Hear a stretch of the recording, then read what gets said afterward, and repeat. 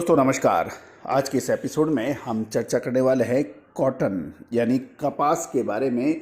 देश और विदेश की क्या खबरें हैं इसके ऊपर हम आपको रूबरू करा रहे हैं। जानिए पूरी रिपोर्ट विस्तार से।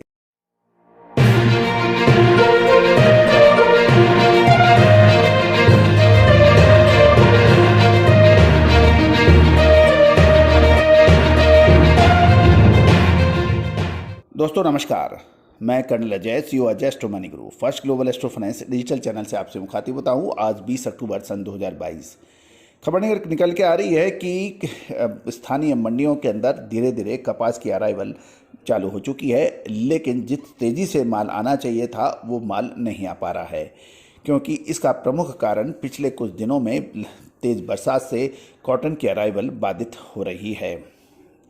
देश भर में पिछले कुछ सप्ताह में कॉटन प्रोड्यूसिंग स्टेट के अंदर सामान्य बरसात हुई थी, लेकिन कपास की फसल को किसी भी प्रकार के नुकसान होने की ये समाचार नहीं है। फिलहाल फसल की कंडीशन बहुत अच्छी बताई जा रही है और देश में रुई की दैनिक आवक 55 से 65 हज़ार गांठें पहुंच चुकी है। गत सप्ताह देश में 4 लाख गांठों की नई अराइवल दर्ज हुई थी।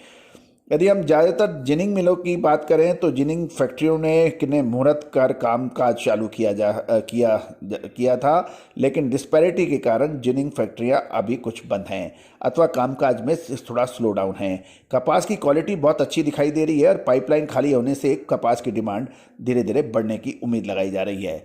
गौरतलब है कि साल 2021-22 के अंदर ज़बरदस्त उतार चढ़ाव कपास में देखा गया था, जिसका पूर्व आकलन विश्लेषण हमने समय समय पे सटीक आपको दिया था। तेजी आने से पहले तेजी और मंदी आने से पहले मंदी आपको बताया था। दोस्तों बिनोला के भाव में भी कुछ कमी देखी जा रही है, यानी कॉटन सीड में, और आगे जाकर इसका भाव कुछ विशेषज्ञ और व्यापारी कह रहे हैं कि और घट सकता है। लेकिन खाद्य तेलों की तुलना में बिनोले तेल का ऊंचा भाव होने से आगे चलकर भाव घट सकता है, ऐसा कहना है कुछ व्यापारी बंधुओं का। बंद पड़ी स्पिनिंग मिलें भी अब धीरे धीरे चालू हो रही है और नवंबर के दूसरे सप्ताह तक ज़्यादातर स्पिनिंग मिल चालू होने की उम्मीद लगाई जा रही है। एक शुभ सूचना ये भी है कि टेक्सटाइल प्रोडक्ट्स का ऑर्डर इंटरनेशनल मार्केट में हर सप्ताह बढ़ रहा है और गवर्नमेंट सरकारी बेनिफिट भी काफ़ी सपोर्टिव है।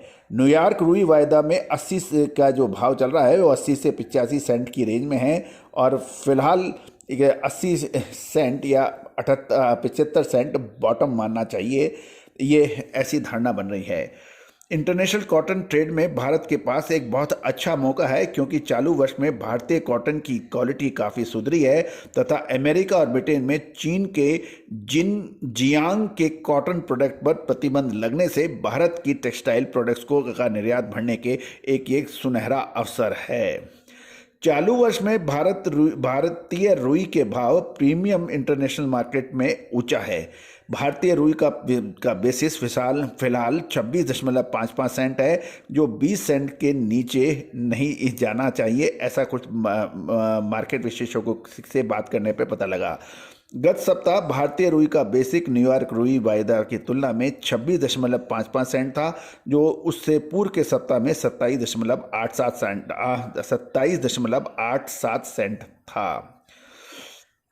बेसिक जो मेन समझने वाली बात यह है, चाइनीज बाजार में भी गत सप्ताह 540 युआन वायदा बढ़ा था और यदि हम ओपन इंटरेस्ट को चाइना में भी देखें तो वो 20,630 लॉट से बढ़ा था। ये एक तेजी का ट्रेंड बताने का प्रयास है।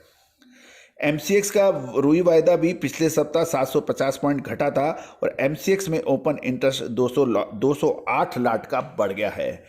आज 19 तारीख को भी लगभग 250 रुपये 233 रुपये MCX के ऊपर कॉटन के भाव घटे हैं।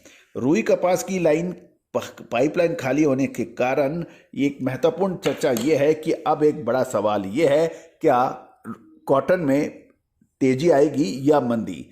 दोस्तों देश दुनिया की खबर हम आप तक पहुंचाते हैं। याद कीजिए साल 2021 में हमारा अग्रिम अनुमान जो कि सत्य साबित हुआ था, अप्रैल 2022 में हमारा अग्रिम अनुमान जो सही साबित हुआ था, और उसके बाद मई जून के अंदर हमारा अग्रिम अनुमान कि अब मुनाफा वसूल कर लें कॉटन में, और उसके बाद कॉटन के अंदर बेतहाशा गिरावट देखी गई लगभग 35 से 40% की।